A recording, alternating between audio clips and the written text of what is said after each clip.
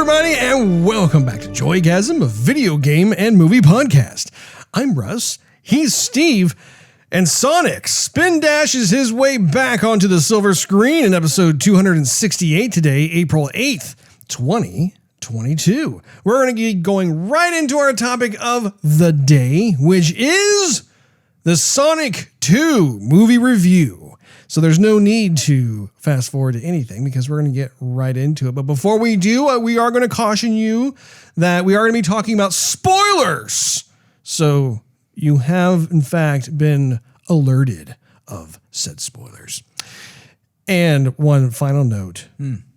Make sure you break the sound barrier on that subscribe button. Maybe toss a ring at that notification bell. That way, you will not miss a single episode of Joygasm, which drops once a week. That's right.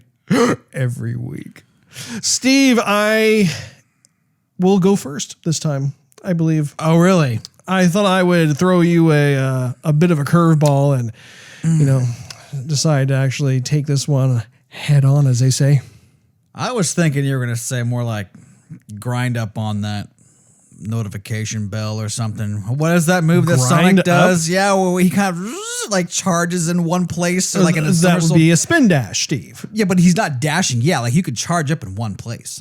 Sure. Before you dash. Yeah. The same. Yeah. It's kind of a grind. It's no grind. Take your mind out of the gutter. Sonic grinding up on you. Spin dash, Steve. Spin dash. Yeah. Exactly. Pre-dash. I thought it'd be fun to, first of all, talk a little bit about some of the fun shenanigans going on at the theater itself. So this is like toward the end of our little adventure to the theater. Steve's wife was with us, watched the flick, and then she actually recognized someone who was there at the theater. And during kind of like little howdy doody time, he mentioned, well, first he asked us, which movie do we see? And we said, Oh, Sonic 2. And then he said, oh, well, by the way, there's some posters and, booklet stuff that they're handing out at the front. Swag. It's first come, first serve Sonic 2 swag. Yeah. Absolutely. So, it was really, really cool. I went over there. And I don't know if they have any more after tonight or not. I didn't ask, what their supply chain issue situation. Yeah, is. right. However, when it came to the booklet, I saw they only had 2 left, and I was able to grab one. I grabbed one for myself, which is a lot of fun, and that is if I do I channel my Vanna White once more. There we go. Oh, that's good enough right there. Oh, it's a thing of beauty. So it's a little comic book, actually. On the one side is more of like the tried and true Sonic art style. And on the flip side, it's like, it's the movie adaptation with Jim Carrey and whatnot. So anyway, I have not had a chance at all since I just picked this up to actually read it. But I mean, if you look at it, it's got some cool art. Sure. Some cool stuff in here for sure. And, can't wait to show it to my daughter. I think she's going to get a kick out of it. So that's really cool. Yeah. The other thing is that they also had some posters as well, which was first come, first serve. And so just wanted to show that really quickly as well, where it's pretty sweet, honestly. I mean, I always like hold it so crooked. There you go. When you take a look at it, I mean, like, I really like the design. I love they got the half Sonic, half Knuckles because they were at odds with each other. They were at fisticuffs for a large part of the movie. But what do you think about that, Steve? Did you notice a little limited edition Sega font 2022? 2022 down there, yep. Yeah, a little partnership. So if you go to Cinemark theaters, and again, we're not sponsored by Cinemark or anything not like yet that. Anyway. Oh, not yet. I mean, we would love to talk to Cinemark if they had any kind of inclination to do so. But I don't know if that was a wink or you were trying to like push your glasses up with your cheek or something. Yeah, if I could just get it up on my nose. Anyway, I think this is cool. I dig this. I don't think that this was like any kind of like afterthought or whatever. I think that there's some really cool design sensibility that's going on into this. So I figured I would show that really quick because I dig it. And I got an extra one for my daughter because she too has become quite the Sonic fan her Father, El Padre. Indeed. Yes. Anyway, Steve, what did you think of the film? Russ, I think there was some things that were a little bit better in this one than the first one. Uh-huh. And then there were some things that were worse, I think, than the first one. Uh-huh. I think first of all, I think this one had a lot more color, it seemed, in it. Sure. As far as being like this CG real life kind of combo adaptation kind of deal. And you think of a Sonic game, it's really colorful, right? Oh, yeah. You're at Green Hill Zone, you're blowing up little contraptions to let your colorful furry creatures, little go cyborg free. robots. Yeah, I mean, and you're jumping off springs, and there's clouds, and then whatever. It's a really colorful game. Colorful yet dangerous utopia. Yeah. So the first one didn't have a whole lot of color. Honestly, it was kind of bland beyond just Sonic, I thought. Well, no, I mean, it still had color to it. Right, it's not black and white, but I mean, like it wasn't as like fully, colorful like this whole palette compared to the game. And I felt like this one had more color to it. Mm-hmm. But on the flip side, I kind of felt like this one was more childish, kind of off the wall, more so than the last one. Like the last one. We were just, I think maybe I was just really happy to see Sonic on screen. I got a voice on him, that was different than the cartoon. So that was pretty cool. The fighting was better in this one than in the last one, I thought. So I don't know. It's kind of a little bit pluses and minuses. Sure. Slightly. I was a bit confused on some stuff that happened, which we can get to later on. But, I mean, the first part of the film was like, huh. And then I would say probably the first half of the film was more like meh, and then it picked up kind of towards the end. Of course, the ending was very good. Mm-hmm. In the beginning, I thought was awesome too. They had that whole backdrop seemed to be CG with like the mushrooms and whatnot, and I kind of really wanted the movie to stay there. Right. Honestly, hopefully they'll do that in the third one, which will kind of leave Earth behind and actually be in a Sonic. CG full environment, because I think that would be really cool. Yeah. Actually, what was really fun is watching. I'm not going to say what happened because are we talking about spoilers? Yeah, but I mean we're talking about high level thoughts at this point. But the ending actually with the credits was we'll get to that in a bit. We're fun. We're not going to talk about that part of the movie. Now. Okay, yeah, right. Cully, you love just. We're gonna go to not even just the end, but like the after the end credit Easter egg. Really like that part. Anyway, so that's couple steps forward, couple steps back for me. Yeah. I think that's a fair assessment. I didn't notice like a huge departure in the color category like you did. I do think perhaps maybe that had to do with the added characters of Tails and Knuckles, because Tails is a brightly colored orange fox with blue eyes, and then you have Knuckles that's red fur with kind of more of like almost a purple violet colored eyes. So yeah, I mean you're getting quite a bit more color. Whereas in the first film, like you would just have Sonic, and then you'd have like kind of the more of the live action sequences, that sort of thing. I do agree. I think that at the end of the first movie of Sonic, we see Jim Carrey as Dr. Robotnik enter that mushroom planet thing. And it was like that glimpse into kind of more of that fantasy land that, quite honestly, I mean, I remember when we were reviewing the first movie, we were talking about how we wished actually most of the movie took place within Sonic's world, not the actual Earth, real world. We want to see more of kind of the initial couple of minutes in that movie where like you actually saw like this like totally like TLC love letter to like Green Hill Zone, for instance. And we didn't want it to be only 2 or 3 minutes long. We wanted that to be for like, 90% of the entire film. So then we were talking about how we hoped how in the sequel that like the whole Earth scene would have been done. And now like we're going to continue on into more of like Sonic's world and these different other planets that clearly he has the means to travel to based off the rings in his pouch. Unfortunately, that didn't exactly happen really at all. They decided to keep it on Earth. And I feel like this is the kind of one of the first things I did want to talk about with you, which I'll get to in just a minute. But I will say that the movie itself is a fun family movie. Your kids are going to really like it. They're going to really enjoy it. The CG is very good for what it does, what it serves. They're not trying to necessarily go for, the latest bleeding edge, hyper realistic look, but that's okay.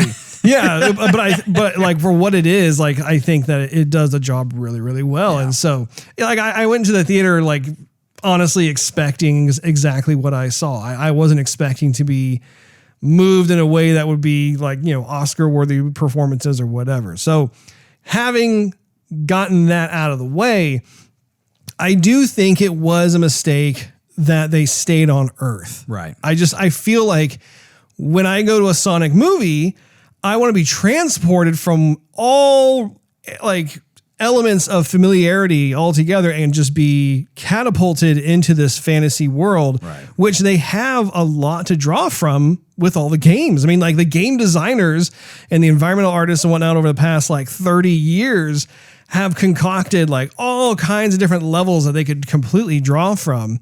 And so it was kind of a bummer to see how he was still on Earth and that sort of thing. I do think it was great to see Jim Carrey back. I feel like he just really has fun with this role. It allows him to just be himself.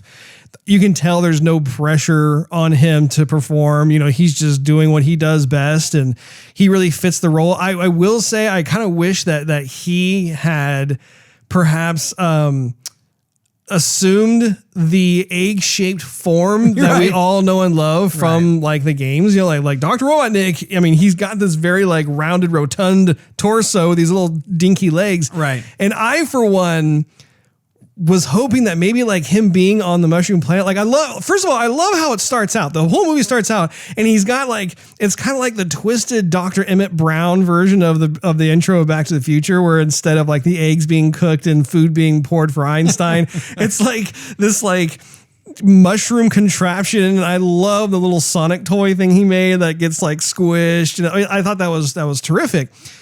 And I really like too, I was laughing quite a bit watching him like just try and choke down this mushroom coffee and mushroom tea as much as he could. It just sounds like the nastiest thing. Yeah.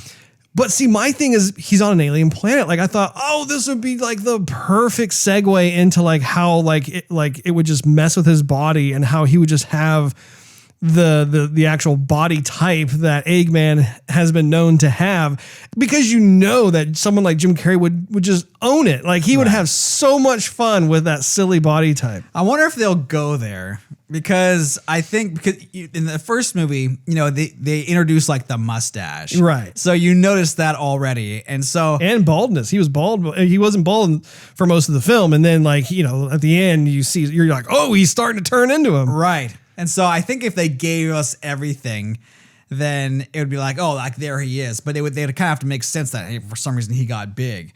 But I wish in this one they alluded to it. Like maybe he couldn't stop eating like a certain type of alien grown mushroom, or like some fruit or something that was just high fructose. Or I don't know. Right. Whatever. And so you kind of think, he's going to change shape maybe, in later movies. But anyway, that's neither here nor there.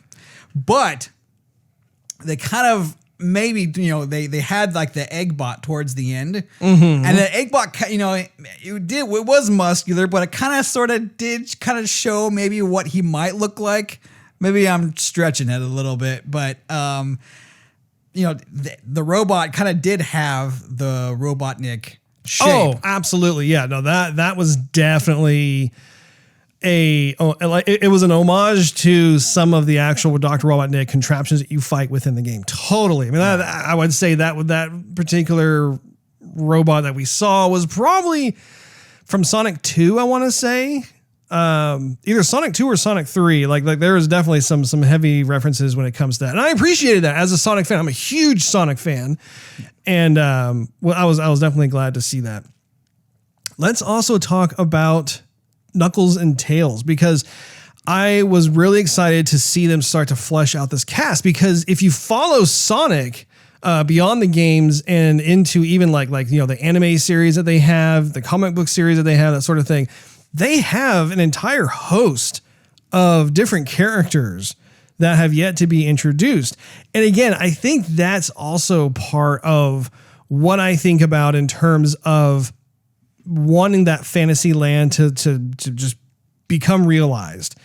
Because if they end up showing all these characters on Earth, I just think there's too much of a clash between it's, and again, it's like having human people, you know, come across. I mean, if you see Sonic by himself and he's speaking English and like, you know, like he tried to keep it on the down low in the first film. In the second film, it's like he was way more outwardly exposed to like just more and more people, and people just weren't responding the way that like people honestly would if they actually saw a talking hedgehog with sneakers, right? And then on top of that, you saw Tails, which again, there's like a fox flying a biplane. Like, I don't know, like I think that's part of the problem of when you want the whole thing to take place on Earth is like you start to like have a harder and harder time accepting the situation. Right.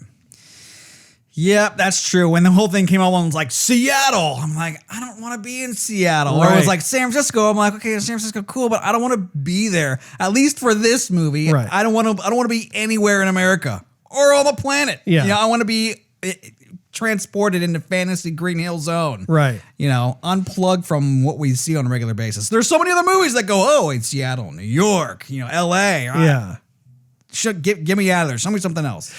And I think it's also kind of a byproduct when I think of the various video games of Sonic, because Sonic at first was completely within his fantasy world. Like every game you played, I mean, they had all kinds of different zones that they created with different types of art direction themes, and it was fantastic. And then it was right around, I want to say, when the Sega Dreamcast came out, they started to have Sonic live within Earth. So like, you know, like in between levels, like you were like running down the streets of one of them was like San Francisco. Like you were like, you know, skateboarding or something, going down like, you know, the hills within San Francisco where like, you know, the trolley cars usually go, that sort of thing. And then like in between levels, they also had like some city that he would run around in. Like, you know, you see humans walking around. I'm like, no, guys, this is not I mean, in my opinion, this is not the type of direction that I want Sonic to go. Keep him in his fantasy land and everything is just honky-dory. It's perfect. And you'll notice too, like within the gaming realm, I think they realize that to a certain extent because a lot of the newer titles have gone back and embraced the more of like his home world thing. So anyway, enough of that. When it comes to Knuckles, I was really pleased with the representation of that character. I thought that Idris Elba, who was the voice of Knuckles, did a fantastic job. I loved his persona in the movie because you have like different types of personalities that you want to gel together. Like Sonic obviously is kind of like the hip cool kid, but not one that necessarily is like a bully or like chip on the shoulder. Like he actually helps out, you know, other people in need, that sort of thing. And then you have like Tails, who's like more of the smart guy. You know, he has all the gadgets. He's intelligent, that sort of thing. And then you have Knuckles, who's kind of a hothead. Really, I mean, he's kind of the Raphael of the Sonic world. And the Ninja Turtle world. Well, I was going to say in Knuckles' case, in the world of Sonic, he's the Raphael of the Sonic world. Sure. And at the same time, though, I noticed a little bit of Buzz Lightyear within the way Knuckles was portrayed in this, simply from like how he didn't have a firm grasp on like, you know, like Earth's customs, or like the way he spoke was like so formal and like, you know, kind of ancient warrior-esque as opposed to how we all talk. And like Sonic had been acclimated to like how the Earthlings interacted and spoke and that sort of thing. But like every time that like Knuckles said something, it was just like even Sonic's like, I have no idea what you just said. And I thought, you know, it was just funny because I found myself thinking about how during more of like the Buzz Lightyear, like especially in Toy Story 1, where he was delusional, right? Like, I mean, he really thought he was like a live being. He didn't know he was a toy. And so he just spoke like, you know, the Space Ranger-y way. And everybody else was like, is he for real? Like, what the heck is going on? So I thought that worked really well in this movie. I was really happy at the portrayal of Knuckles in terms of his personality and in the visual itself. What about you? Yeah, I like how they made Knuckles. I kind of figured like in the game, I've never actually seen Knuckles in like the cartoon, and in the game, of course, just dialogue. But I kind of figured he would have more of like a deeper, kind of brutish voice to him, because he's not going to be uppity and hippie. I mean, Sonic has, like, for example, well, I guess they kind of do have like the pointed down eyebrows, but Sonic looks so like bright and bushy tailed, and no pun intended. But well, technically Sonic doesn't have a bushy tail. I'm just saying that as a figure of speech. But Knuckles is more just like real, just I'm gonna come beat you up. So I don't need to jump on you, and I don't need to use my quills. I'm just gonna like punch you in the face and then pop that creature right out of that contraption or whatever. And so I thought, okay, well, that voice definitely makes sense. And as far as Tails too, I kind of figured he would be some sort of cutesy, not necessarily a kid's voice, but I mean, he definitely looks more innocent than Sonic. Younger, less experienced, more impressionable, not so in your face type of thing.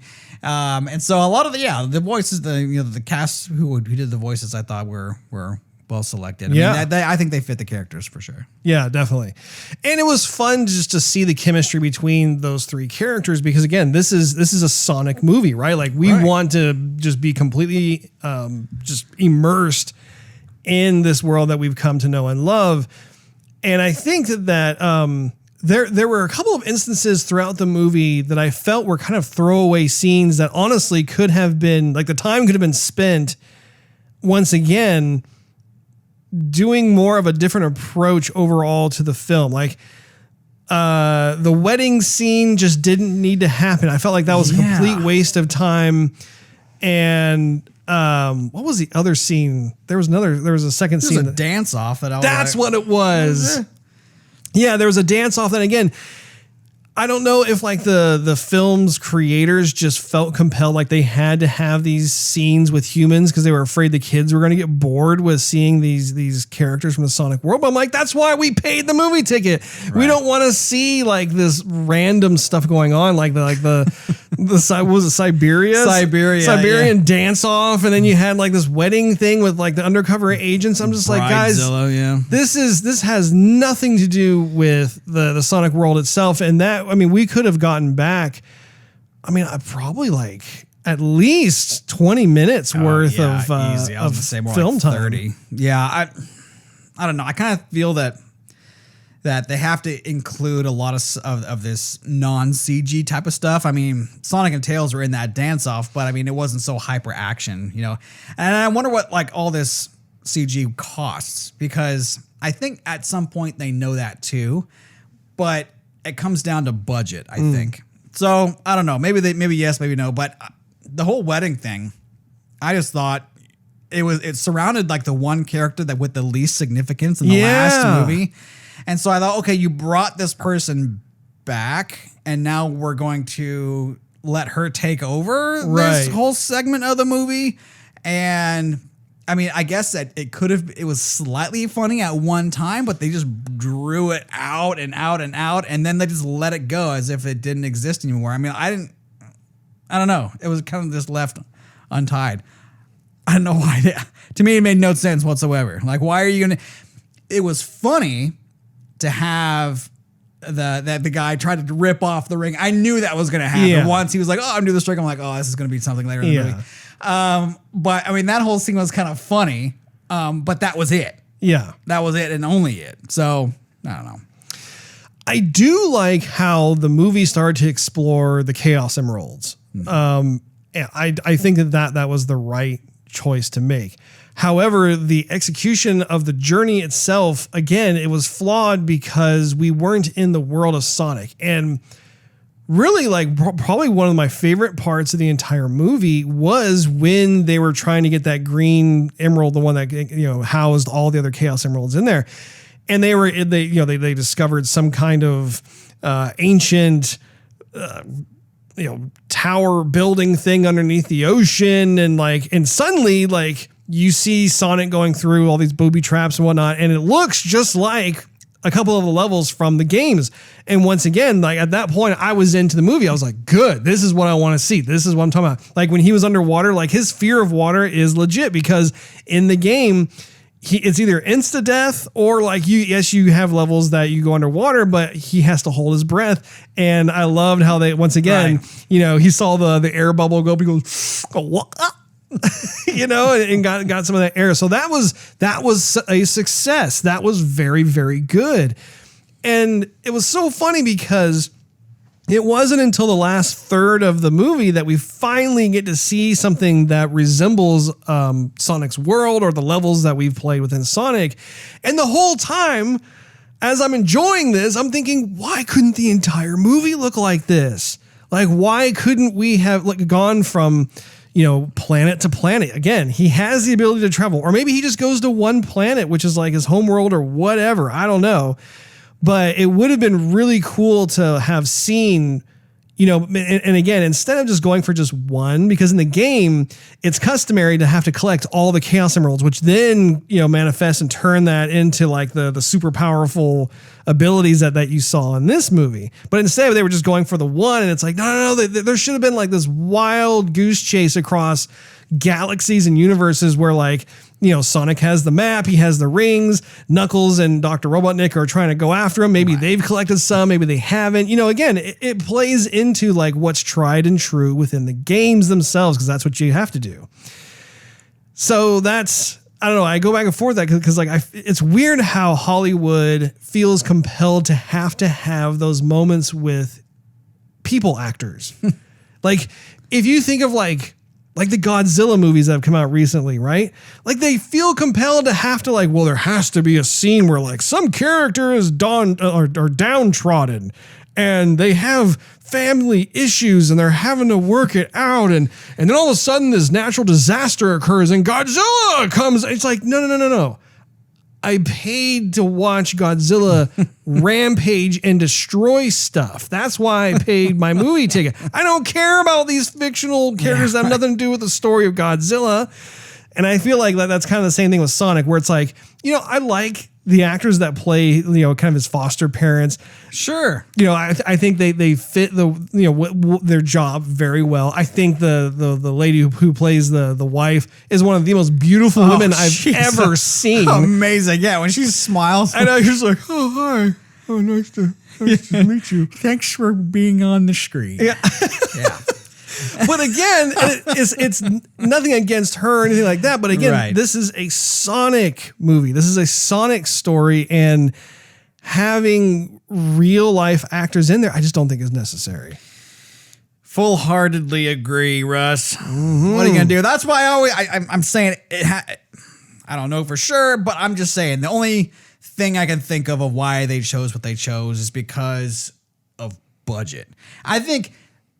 Recently we were talking about Halo, and then we were talking about like all these scenes with all these other random characters besides Master Chief. Right. And it kind of, and I just have to think that, okay, the combat was cool. And then everything outside the combat was not cool, but all these CG elites and explosions and the ships and stuff, all that costs a crap ton of money, to put on screen. And even though it looks cool, they can't have like a full hour of nonstop like CG, because who knows what the price tag is going to be at the end of the day. And so I have to think that's the choice they had to make, where we go, okay, the movie's going to last this long. Mm-hmm. We have to fill it with something. By the way, do you think it was too long? I don't think it was too long. Honestly, I think the problem was they you could tell the script writers were conflicted with like, okay, how do we tell a Sonic story and then shoehorn in all of this unnecessary human drama and conflict? Right. What they should have done is they should have had the movie start out where perhaps Sonic is hanging out, chilling with his foster parents at the house, and then all of a sudden, like, things start to transpire where Sonic realizes that he needs to go off and collect these Chaos Emeralds, right? So at that point, that's the vehicle, right? Like that's the catapult that launches him into his next journey. So that way there's a continuation from the first film. You get to see a cameo of like his foster parents, stuff like that. That's really cool. But then he's off and he's doing his thing.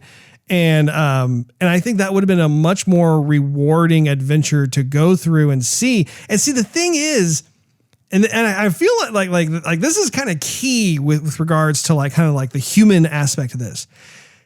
Jim Carrey is the link to humanity in these movies. Like Jim Carrey fulfills that like earthling representation, if you will. And it works because Jim Carrey is such a character himself. Like he's able to embody himself and embrace these crazy, wacky characters. And so he becomes almost like a CG character like Sonic and that sort of thing. And this character in particular is so eccentric, and he has all these crazy gadgets and Joygasms, Joygasms, gadgets. What was I gonna say? Gadgets and gizmos. Man, maybe widgets was in there somewhere too. Widgets. Widgets. Whatchamacallits and gizwits. It's just gizzards, all kinds of stuff. But anyway, I feel like he fulfills that part of it, and it would have been really fun to have seen once again someone like Jim Carrey in these fantasy worlds or these fantasy lands and like doing what he does best. And I honestly, I think that would have been a really fun ride. I agree, Russ. I think you're onto something there. Yes. Okay. So going toward the end, it was really satisfying to watch Sonic become supersonic. It was great. Like to your point, to see, kind of one of the Dr. Robotnik's, mammoth robots and whatnot. It definitely pays homage. That was a lot of fun. I enjoyed watching the relationship between Sonic and Knuckles, just evolve over the movie. It was great to see Sonic and Tails become insta BFFs. And I absolutely love, certain visuals like Tails holding Sonic and flying through the air with his tails. It brings back so much loving nostalgia for me. I'm just like, yes. And they had the biplane too. And they had, the biplane was like super popular from Sonic 2.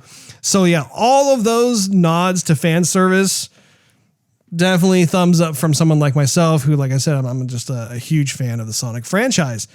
So then we get to the very end, which I know you were chomping at the bit for. So please take it away, Steve. Well, I'm thinking like the very, very, very end. Oh, I know. So, I know. So the credits start to roll, and you just see like the movie adaptation of what we just watched, but in pixel, like 16-bit, 32-bit kind of form.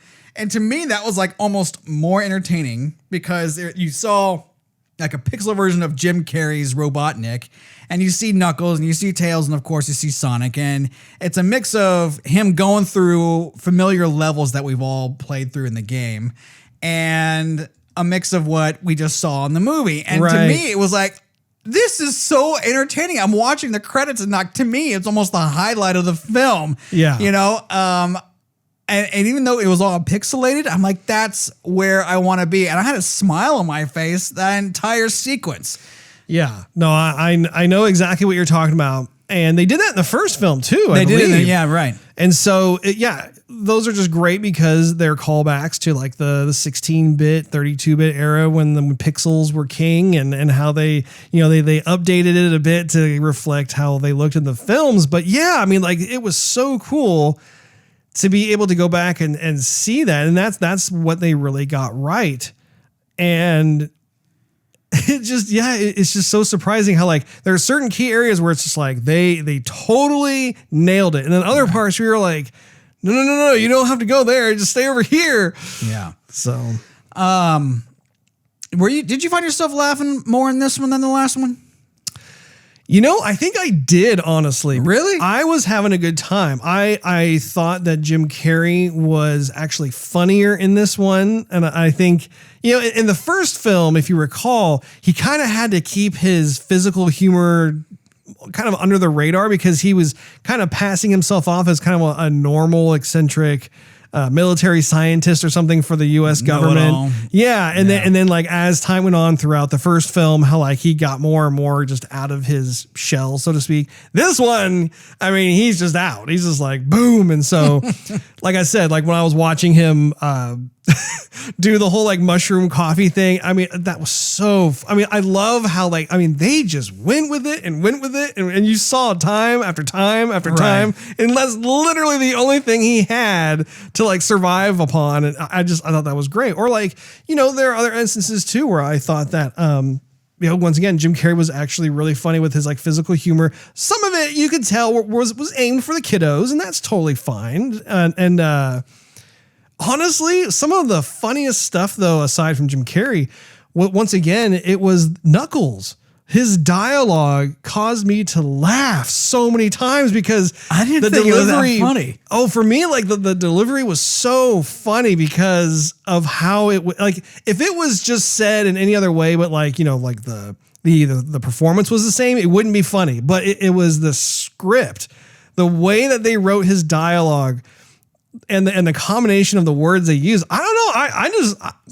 It wasn't like I had like belly laughter, but I mean, I had like lots of chuckles. I was like, dude, that's pretty good. I like that. It kind of just fell flat with me. I mean, there were times where I was like, for example, I thought it was funny. This was probably one of the only times that I laughed, honestly. There was some creative stuff in there, but like when they were referencing like other movies, you know, which made me laugh a little bit. But when they were going through the temple and then Robotnik says, "Oh, I figured it out." It's like every 7 seconds or something, and like there's this huge axe that comes in. Like I was laughing at that too. You know, he was like, "Oh, I cut off my mustache" or something.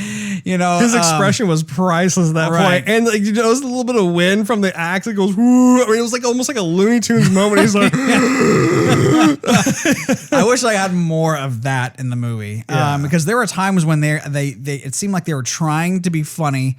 And I thought, okay, that's not hitting with me, and I'm not hearing other laughter much, you know, like in the theater. So it from like seems the kids and stuff. Yeah, it seemed like it wasn't hitting with the kids. So I'm like, okay, who are you trying to aim this movie at? Because like there was a joke where they mentioned The Rock and Vin Diesel from the Fast and the Furious. That one actually, I where I was sitting, I heard chuckles. Okay, so but I mean, no kid's gonna get that if they're not even a teenager, right? And so like, I chuckled that because I knew what that joke meant. Yeah. But then it seemed like they were really aiming other stuff towards the kids. But then the kids, I don't know. I just thought the movie. I found myself laughing at the first movie. I think better, or more so than I think at this one. That's totally fair. That is totally fair. Let me ask you this, Russ.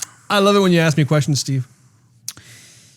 What do you think? So I got 2 questions in one. I kind of thought that the sheriff was kind of a throwaway character. I thought he was in the first one. Was that Wade? Are you talking about the guy with like He was on the scooter with the light on his head. Right. Was he in the first movie? I want to say he was. It's been a while since I've seen the first one, but I want to say he was like his deputy or something like that. Yeah. I kind of thought he was kind of a bit of a throwaway character. Oh, he totally was. And I kind of thought that Robotnik's assistant was kind of a throwaway character. I thought he was good in the first movie, and I think he played his part. In this one, I kind of thought that he didn't really have much of a part to play other than just, you know, oh, whoa, you know, like you're amazing sort of thing. And he didn't really fit either, in my opinion. I feel like they didn't utilize his character correctly because I enjoyed him in the first movie. And then in the second movie, it was like, I almost like wanted him to become, it's almost like the Pink Panther movies, right? Where like you have someone like, Inspector Clouseau always.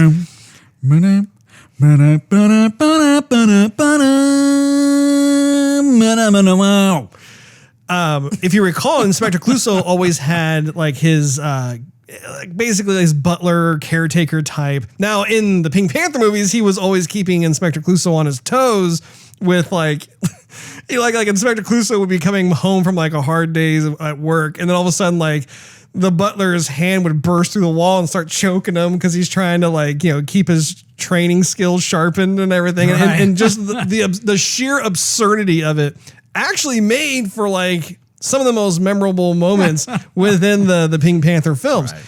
And I'm not saying necessarily he had to go to that extreme with Dr. Robotnik, but something similar in that regard where like, I think had there had been something along those lines, I think there would have been a bit more relevance for having that character still be in the sequel. Gotcha. What did you think of the Easter egg during the credits, Steve? Yeah, I figured they would show another character. I didn't think it was going to be. I'm trying to remember the name of the. What's the name of the character, Steve? Shadow. Oh, he got it right. I'm proud of you, Steve. I was thinking they were going to show. So very proud of you. No, I am going to forget the name of this one though. What's the machine Sonic, like Robo Sonic or something? Mechasonic. Mechasonic? Yes, sir. Mecha or Mega? Mecha. Mecha. Yes. Mech. I thought they were going to show that one, honestly. I didn't know which one they were going to show. By the time I saw kind of like the lower half, it was pretty dark, that sort of thing. And I was going back and forth. I'm like, it's either going to be Shadow or Mechasonic. Shadow, Mechasonic. Which one's going to be? Honestly, I'm pumped at Shadow. I think it's fantastic. Shadow is Sonic's rival within all of the stories. And I, for one, am very much looking forward to seeing him in the third chapter if they end up making one. But it was still on a. I'm sorry, about to cut you off. Sorry, Russ. Go ahead. Finish your thought. No, go ahead. They still have it on Earth though. They're like, this undisclosed location on Earth. So it makes me think that like the third movie. Gonna still be here. I was just about to talk about that. I was alluding to that as well, where my hope is that if they make a third film, that they do not do it on Earth. I do not want to be on Earth anymore. I'm sick and tired of being on Earth. I'm sick of Earth, man. I'm totally sick of being on Earth. No, but I mean, again, there's so much for them to draw from with all of the. Again, Sonic's 30 years old, I want to say. Russ, I mean, he's been around for a long time. They have decades worth of source material to draw from. Right. So, and again, too, like, here's the other thing. The visual clash, it becomes more and more noticeable with the more fantasy characters that you introduce into Earth. Right. Like, it's one thing if you have just Sonic and then you have everybody else around and everything else. Like, okay, well, it is what it is, but it's not too bad. I mean, with Sonic, Tails, and Knuckles all together in this film, you're just like, wow, that's a whole lot of like fantasy within what's supposed to be reality. And now they're already teasing Shadow coming into the mix as well. I feel like there's becoming too much of a visual clash between reality versus fantasy. And again, if you follow Sonic, there are this is just the beginning. Like, they have so many other characters that exist that are, Sonic's friends and neutral characters and that sort of thing. So they have plenty to work with and introduce and that sort of thing. But again, it's just going to be weird having all of these fantasy characters exist on Earth. Right. Let me ask you this, Russ, because I think I missed something in the movie. I may have missed it. Oh. So remember that the whole snow scene? They're all snowboarding down and being cool, right? Okay. So towards the end of that, Sonic loses his pouch of rings. Man pouch. Right? His satchel of the ring portals. Hedgehog pouch. And it goes flying off a cliff and he's like, no. Yeah, I remember that. Does he ever get those rings back? Well, apparently he did, because later on, if you recall, all of a sudden he had a ring and when he needed it and threw out a teleporter. So that was kind of glossed over a bit. But again, afraid I missed it. It's a kid's movie, it's it has to make sense. I do feel like that was something that could have been easily addressed and may have been overlooked. I'm not exactly sure. I missed it, but apparently I didn't. I do really like, I gotta say, once again, I do really like. What do you like? The art direction of Sonic, Tails, and Knuckles in this movie. I thought they were all appealing. I didn't have an issue with any of them. Did you? No, I don't know. That's good. Again, another thing that I thought was fun was how Knuckles was not savvy when it came to some of the traditions of humans, and the whole handshake thing was great. How every time he shook someone's hand, he just crushed it, and he wasn't trying to, but everyone else is just like, ah. I like that. Little touches like that, Steve. That was funny. a little bit. What are your final thoughts and rating of the movie, Steve? Well, I think I'm going to have to give this one, actually I forgot what I gave the last one. But I think I'm going to give this one a 2.5. A 2.5. I'm going to say a 2.5. I went in with no expectations. I mean, I had pretty good time with the first one. You're rating this the same as Morbius, Steve? Yes, I am. Russ, I'm rating this one the same. I just didn't feel as entertained with this one as I did the first one. I wanted to laugh, and I didn't laugh all that much. I thought the action was better, but I thought there's stuff too much that they could have thrown away with and maybe shortened the movie and gave us more like precisely what we're looking for. And instead they like gave us more stuff that we didn't want, and they made the movie longer, which to me just didn't make sense. There's a whole lot of stuff in the movie that just did not make sense. And I don't know, I just was not as entertained as I was the first go round. Okay. And it seems like they're going to continue on the same path, which is definitely not encouraging. Going forward, I would hope they would, of course, I want Dr. Robotnik to look more like Dr. Robotnik. I want to see more CG. I want a fully like outside of Earth, different dimension, more in touch with the video game than on Earth. I want it just, I need a big kind of change. And I think they need a different writer for the script too. I'm glad you had fun with the jokes. I'm glad you laughed. I did. Laughter is important. It just didn't work for me. And that's totally fair. I mean, again, they're making this game. They're making this movie based on a game for kids. So they're trying to appeal to more of like the kiddo sense of humor. The kiddos.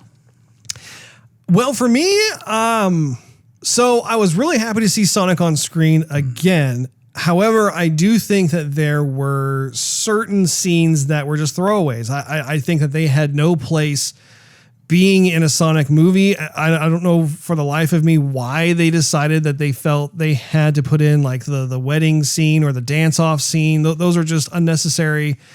And furthermore, I was just bummed that we were on Earth once again. On the flip side, though, I really love the CG. I felt like the characters were super appealing. I love the voice performances by all involved. And Jim Carrey, Jim Carrey to a large extent really carried the movie. I mean, he was perfectly cast as he was the first time. And I'm with you. I hope that, that there's a opportunity maybe in the third film where he can kind of embrace more of the body type that we all know and love from Dr. Robotnik. And I'm glad, honestly, that they are teasing the possibility of a third film. Because again, I want to continue going and seeing Sonic on the silver screen. The only thing is that I'm concerned about how the fans are going to continue to take it if they stay with this like Earth formula. So we'll just have to wait and see. But I give it 3 stars. It had moments where I was laughing, I was chuckling. Like I said, I enjoyed seeing Jim Carrey on screen. I enjoyed seeing all the different characters. I like the journey of the relationship between Sonic and Knuckles, as well as the befriending and meeting up of Tails. So like there were definitely some nuggets in there. So my hope is that they'll continue to iterate and evolve and learn, and we'll have an even better film in the future. Sounds good, Russ. That wraps up this episode of Joygasm. Thanks for hanging out with us. If you enjoyed this episode, we invite you to check out patreon.com/Joygasm, where you can enjoy exclusive perks and early access to the show. Not to mention it continues financially helping us do Joygasm. Also, make sure you give a knuckle sandwich to that subscribe button and maybe zap that notification bell. That way you will not miss a single solitary episode of Joygasm, which drops once a week every week. And while you're at it, do a search for @JoygasmTV on your favorite social media platform of choice. We're on just about all of them. We have all kinds of fun behind the scenes pics and little no nonsense. Well, not no nonsense, a whole lot of nonsense that you'll have a lot of fun with. And last but not least, do a search for Joygasm TV on Twitch to see us stream our gaming adventures live every Wednesday night. at 9:30 p.m. Central Time. Speaking of which, we hope you come back and join us next week when we give our first impressions of Elden Ring. It's gonna be a doozy. We'll see you then.